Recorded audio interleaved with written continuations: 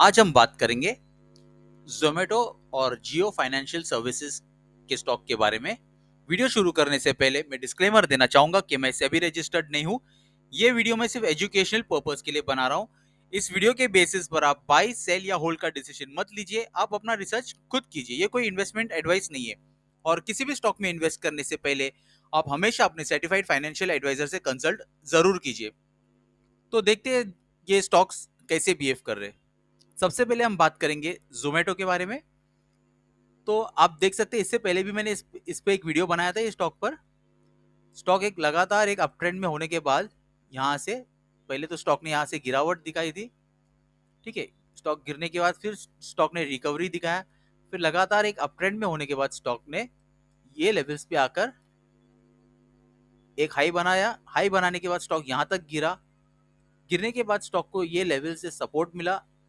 Support मिलने के बाद स्टॉक यहाँ इसी जोन में ऊपर निकलने लगा। ऊपर निकलने के बाद ये जो इसका हाई था ना प्रीवियस, स्टॉक ने इसका तोड़ दिया। यहाँ पर कंसोलिडेशन देखिए, मैं पहले प्रॉपरली बताता हूँ। यहाँ पर स्टॉक आया ये लेवल्स पे, स्टॉक इसे हिट मारा। हिट मार के फिर यहाँ टच करने का स्टॉक यही लेवल्स के पास टिका रहा। स्टॉक नीचे नहीं आया डायरेक्टली। ये यहाँ भी कंसोलिडेट करने के बाद स्टॉक ने अपने रेजिस्टेंस के पास फिर इसका ब्रेकआउट दे दिया। ब्रेकआउट देने के बाद में स्टॉक अब यहाँ पर अब एक कंफ्यूजन कैंडल बनाया स्टॉक ने। ठीक है, तो स्टॉक अगर ये कैंडल के ऊपर अगर कोई बुलिश कैंडल देता है, ये कैंडल के ऊपर अगर कोई क्लोजिंग देता है, ओके, या ये लेवल्स तक भी, तो फिर हम सोचेंगे स्टॉक और ऊपर तक जा सकता है, जाने के चांसेस है। ठीक है, और अगर स्टॉक बाई चांस ये जो लेवल्स है ना अभी स्टॉक के लिए, एक तो पहला सपोर्ट का काम ये कर रहा है। ठीक है, अगर ये स्टॉक ने ये सपोर्ट तोड़ दिया, जोमेटो का ये जो सपोर्ट है अगर ये तोड़ दिया, तो उसका अगला जो मेन सपोर्ट का काम ना ये लेवल कर रहा है। मैं आपको मार्क करके बताता हूँ, ये लेवल्स है। ओके, स्टॉक ये लेवल से सपोर्ट, चलो मैं यहाँ तक मार्क कर देता हूँ। ओके, ये लेवल्स है सपोर्ट के। स्टॉक यहाँ से चांसेस है फिर सपोर्ट लेके फिर ऊपर जा सकता है।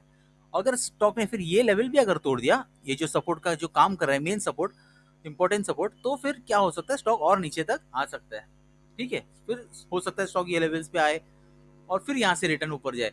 या तो ऐसे भी हो सकता है अगर ये लेवल को स्टॉक ने कोई तोड़ दिया तो फिर स्टॉक वीक हो जाएगा। अब जो सपोर्ट है, इंपॉर्टेंट सपोर्ट का काम जो है ये कर रहा था, क्योंकि यहाँ पे कंसोलिडेट किया स्टॉक ने, फिर यहाँ से स्टॉक ने रिवर्स मारा। आप देख सकते हैं यहाँ पर क्या हुआ था, स्टॉक यहाँ आया, यहाँ टच किया, यहाँ से नीचे गया। ठीक है, ये लेवल से वापस टच किया, नीचे गया, फिर उसके बाद स्टॉक यहाँ तक गिरा। इस बार क्या हुआ, स्टॉक यहाँ पर टच किया लेकिन गिरा नहीं, डायरेक्टली यहाँ पे नीचे नहीं आया। देखो, उसके बाद स्टॉक यही लेवल पे कंसोलिडेट किया स्टॉक ने। ओके, यहाँ से भी आप देख सकते हैं ये भी दो रेड कैंडल बने, लेकिन इसके बाद नीचे नहीं आया स्टॉक। तो अभी जो है जैसे मैंने आपको बताया, ये जो रेजिस्टेंस था स्टॉक का इसने तोड़ दिया है। अगर स्टॉक ये लेवल के ऊपर क्लोजिंग देता है, कम से कम ये लेवल यहाँ से एक बुलिश कैंडल बनाता है अच्छे वॉल्यूम के साथ, तो हम सोचेंगे कि स्टॉक एक ऊपर निकलने के लिए तैयार है। ठीक है, तो ये जो मैंने आपको बताया ये मेरे पर्सनल व्यूज है। चार्ट के हिसाब से मैं आपको बता रहा हूँ, टेक्निकल एनालिसिस के बेसिस पर। मैं कोई बाई सेल या होल्ड का रिकमेंडेशन नहीं दे रहा हूँ। ये दोनों स्टॉक में जो डिस्कस कर रहा हूँ उस दोनों के बारे में। ठीक है, तो अब हम बात करेंगे जियो के बारे में, जियो फाइनेंशियल सर्विसेज के बारे में। इससे पहले मैंने ये स्टॉक पर भी एक वीडियो बनाया था, तो उसमें मैंने बताया था ये जो लेवल है ना स्टॉक के लिए, ये रेजिस्टेंस का काम कर रहा है। ठीक है, और ये मैंने इंपॉर्टेंट जो है सपोर्ट लेवल्स मार्क किए थे। मैंने ये कहा था कि स्टॉक एक पैटर्न में मूव करता है, तो ये पैटर्न में स्टॉक अभी फिलहाल मूव कर रहा है। आप देख सकते हैं स्टॉक यहाँ से एक नीचे आ रहा है फिलहाल। ठीक है, ये एक इंपॉर्टेंट सपोर्ट है स्टॉक यहाँ से, क्योंकि यहाँ से स्टॉक ने सपोर्ट लिया और ऊपर गया है, और यहाँ एक गैप है। तो फर्स्ट सपोर्ट ये है, अगर स्टॉक यहाँ पर सपोर्ट लेता है तो फिर ऊपर जाने की कोशिश कर सकते हैं, या फिर हो सकता है यहाँ से स्टॉक सपोर्ट लेवे और ऊपर जाए और फिर यहाँ नीचे आए। ठीक है, ये एक सपोर्ट है और ये एक सपोर्ट है। अगर स्टॉक ने ये सपोर्ट भी तोड़ दिया ना, तो फिर चांसेस है कि स्टॉक फिर ये लेवल्स तक आ सकता है और फिर स्टॉक ऊपर जा सकता है। ठीक है, जनरली क्या होता है, स्टॉक एक पैटर्न में एक्चुअली वर्क करता है। अगर कोई भी स्टॉक रहेगा अगर डायरेक्टली ऊपर जा रहा है, ठीक है ना, जैसे कि कोई स्टॉक है, सोचिए कि डायरेक्ट ऊपर जा रहा है, ये अभी आया यहाँ से, ये गया ऊपर, तो अगर डायरेक्ट ऊपर जा रहे हैं उसके चांसेस भी ऐसे ही रहते हैं नीचे आने के। तो इसलिए अगर स्टॉक अगर कंसोलिडेट करके ऊपर जाता है या एक पैटर्न फॉलो करके ऊपर जाता है ना, तो ज्यादा कंफर्मेशन देता है या स्टॉक ऊपर जाएगा या नीचे जाएगा, ये पैटर्न के हिसाब से ये डिसाइड होता है। ये सपोर्ट का काम करता है और ये रेजिस्टेंस का काम करता है। तो उस बेसिस पे, या होता है जैसे कि कुछ होता है कि न्यूज ड्रिवन स्टॉक्स, अभी जैसे ये स्टॉक यहाँ ट्रेड कर रहा है, ठीक है ना, तो अचानक कोई न्यूज आ गया तो स्टॉक 4-5%, 10% भी भागता है, ठीक है, तो न्यूज के बेसिस पर रहता है, फिर होता है फिर वैसे ही वो स्टॉक नीचे भी गिरता है। मैं ऐसे नहीं बोल रहा हूँ कि हर स्टॉक में ऐसे होता है, लेकिन ऐसे होता है जनरली।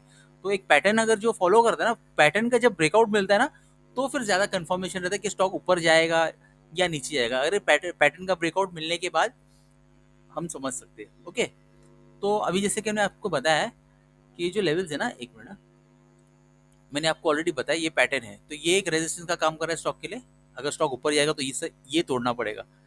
देखिए ये स्टॉक ने ना यहाँ से, ये देखो, इसको मैं मार्क कर देता हूँ, ये देखो स्टॉक यहाँ से, ये मैंने अभी लाइन में ना ये व्हाइट वाला, देखो स्टॉक यहाँ यहाँ तक हिट हुआ, फिर यहाँ से नीचे गया, यहाँ पे हिट हुआ, ये रेजिस्टेंस का काम कर रहा है। देखो यहाँ पर भी इसने रेजिस्टेंस का काम किया, तो ये लाइन एक रेजिस्टेंस का काम कर सकता है आगे चल के भी अभी स्टॉक के लिए। ओके, तो जब तक स्टॉक ये पैटर्न के अंदर है, तो मैंने ऑलरेडी ये सपोर्ट और रेजिस्टेंस लेवल्स जो मुझे लग रहा था वो मैंने आपको बता दिया है। तो अगर स्टॉक इसके नीचे आता है, अगर ये तोड़ दिया, तो फिर स्टॉक और नीचे तक आ सकता है।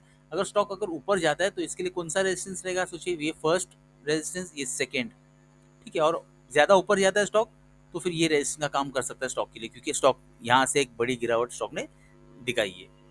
तो मैं फिर से रिपीट करूंगा, ये कोई बाई सेल या होल्ड का रिकमेंडेशन नहीं दे रहा हूं, आप अपना रिसर्च खुद कीजिए। और आपको इस स्टॉक के बारे में क्या लगता है, कमेंट बॉक्स में कमेंट करके जरूर बताइए। तो मिलते हैं मेरे नेक्स्ट वीडियो में, तब तक के लिए गुड बाय।